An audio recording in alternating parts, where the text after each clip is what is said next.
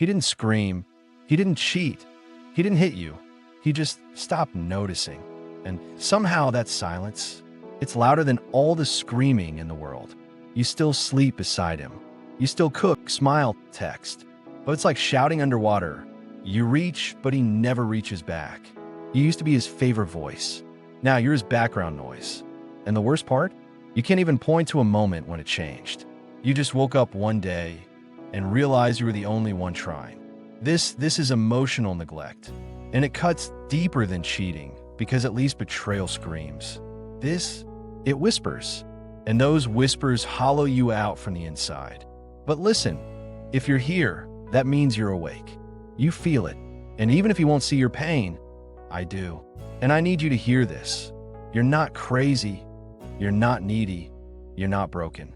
You've just been unseen for far too long. And today, we're going to talk about why that matters. Why your pain is real, why it's not your fault, and how to begin rewriting the story they never saw coming. You ever sent a long, vulnerable text, the kind you reread 3 times before pressing send, and all you get back is, okay, no warmth, no follow-up, no curiosity about what you feel. And in that moment, it's like your words disappeared into a void. Like you disappeared. Are you always the one who checks in? The one who remembers the anniversaries, the moods, the little things? Do you ever feel like you're loving someone who forgot how to love you back? You try to stay kind. You try not to nag. But inside, your soul is screaming. Why does it feel like I'm married to a ghost? There's no fight, no storm, just a slow, quiet drifting. Like 2 strangers in a house that used to be a home. He doesn't yell. He doesn't leave. He just exists next to you, while your heart starves beside him. And the hardest part? You don't know when you stop being his person. One day you were the woman he couldn't wait to talk to. Now, you're the woman he barely looks at over dinner. So you start to ask yourself, who am I anymore if I'm not being loved out loud? You wonder if you're too much, or maybe not enough. You shrink your voice, soften your asks, numb your hopes, all to avoid being disappointed again. But here's the truth, it's not you. It was never you. You were just pouring into someone who forgot how to pour back. And if your heart has been bleeding in silence, I want you to know you are not alone.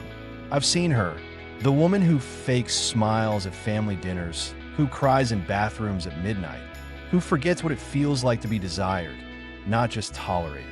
If this is your story, stay with me, because we're going deeper.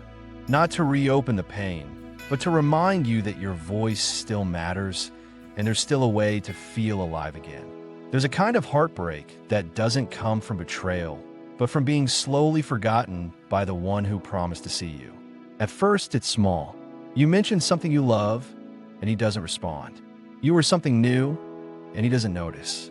You cry, quietly just to test, and he keeps scrolling.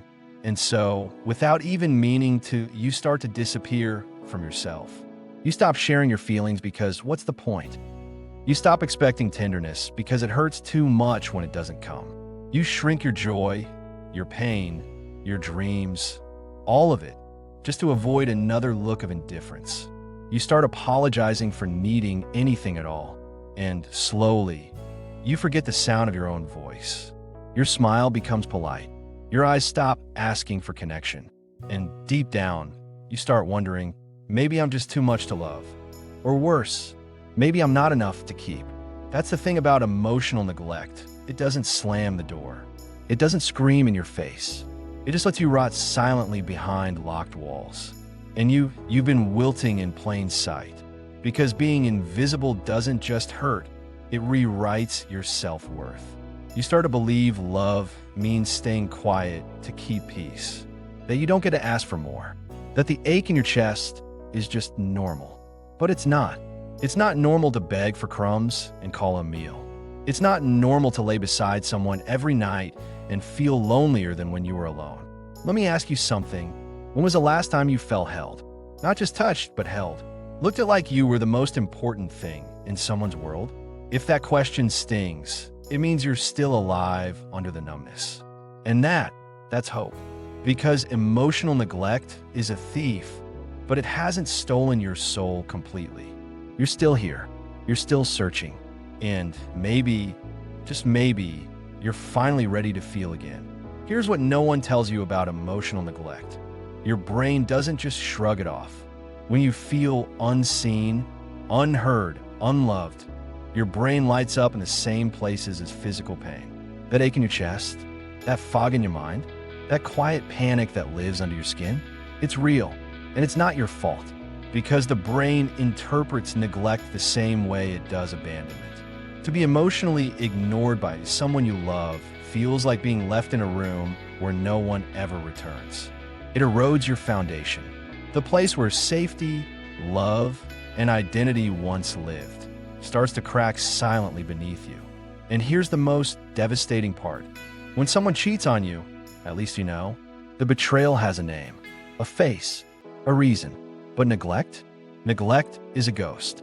You start questioning yourself instead. Did I say too much? Am I asking for too much? Maybe I'm just not lovable anymore. It's not just the absence of affection. It's the emotional gaslighting that comes with it, where every unmet need becomes a reflection of your worth instead of his lack of effort. You shrink. You overthink. You start to manage his moods instead of expressing yours. And that, my friend, is the slowest death love can offer.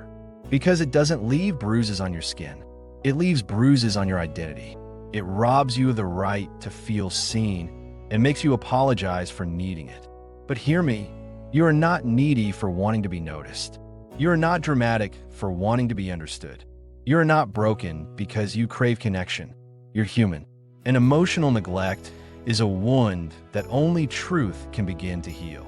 So if you're sitting there wondering, who am I anymore? Let me tell you, you are the same soul who once loved with open hands. You are the same heart that once danced without fear. You're not gone.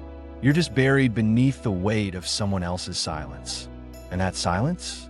It doesn't get the final say. But something shifts when you've been invisible for too long. Not suddenly, not violently, but quietly, like a candle burning out. Not because of the wind, but because no one remembered to keep it lit. There's this woman. Maybe it's you. Maybe it's someone you love. She gave her all, her time, her softness, her second chances. She remembered his schedule, his bad days, his dreams. But no one ever stopped to remember her. He wasn't cruel. He didn't shout or hit or cheat. He just wasn't there. She'd talk, but he'd scroll. She'd text long, heartfelt paragraphs, and all she'd get back was, okay. She was always the one to initiate, to reach out, to ask how he was doing. But no one asked her if she was okay. And over time, she stopped laughing at her own jokes. Stopped dressing up. Stopped dreaming. Not out of anger, but because she didn't see the point anymore. One morning, she looked in the mirror and didn't recognize the woman staring back. Her eyes were tired in ways sleep couldn't fix. Her smile, stuck in old pictures. Her voice, now softer, as if even she had forgotten what she deserved. And she wasn't thinking about leaving. No, that's the part people misunderstand. She didn't want to leave him. She just wanted him to notice that she's not okay. That somewhere between the dinner plates and the late-night silences, she started disappearing, and he didn't even flinch. Can you relate to that? Have you ever felt like you're screaming from underwater, and the one person who's supposed to save you can't even hear you? This isn't just her story. It's our story. It's a love story that forgot to water the roots. And now, the garden feels like a graveyard. But it doesn't have to stay that way. Awareness is where healing begins. Because you can't fix what you won't face. And finally, maybe for the first time, she's facing it. She's facing him. She's facing herself. But here's what no one ever told her, and maybe no one ever told you either. This wasn't your fault. Wanted to be seen, to be heard, to be held. That doesn't make you needy. That makes you human. You didn't ask for too much. You just asked the wrong person to care. You're not crazy for missing the version of him that once looked at you like you were his whole world. And you're not weak for mourning the emotional warmth that's long gone cold. This ache inside you, it's not drama. It's not overreaction. It's a wound, invisible to the eye, but screaming beneath the skin. You are allowed to want more than polite silence and half-hearted presence. You are allowed to want more than just a roommate with a wedding ring. And I know, it feels like maybe if you just loved a little harder, waited a little longer, spoke a little softer, maybe he'd come back. Maybe he'd finally see you. But this isn't about being softer. This is about being honest. Somewhere along the way, you started thinking it was you who needed fixing. That maybe if you needed less, gave more, smiled brighter, he'd remember. But here's the quiet truth most won't say out loud. Emotional neglect doesn't start with your flaws. It starts with their absence. And your silence? It's not peace. It's a scream muffled by hope. So no, you're not broken. You're not dramatic. You are not invisible because you're unworthy. You're invisible because someone stopped choosing to see you. And if no one else has told you this yet, let me be the one. You deserve a love that doesn't make you beg to be felt. You deserve connection without conditions. You deserve more, not because you're perfect, but because you're enough. Even in your exhaustion, even in your doubt, even when you don't recognize the woman in the mirror. This is not your ending. This is the part of your story where you stop shrinking and start remembering who the hell you are. So now what? What do you do when your heart still beats inside a home that no longer hears it?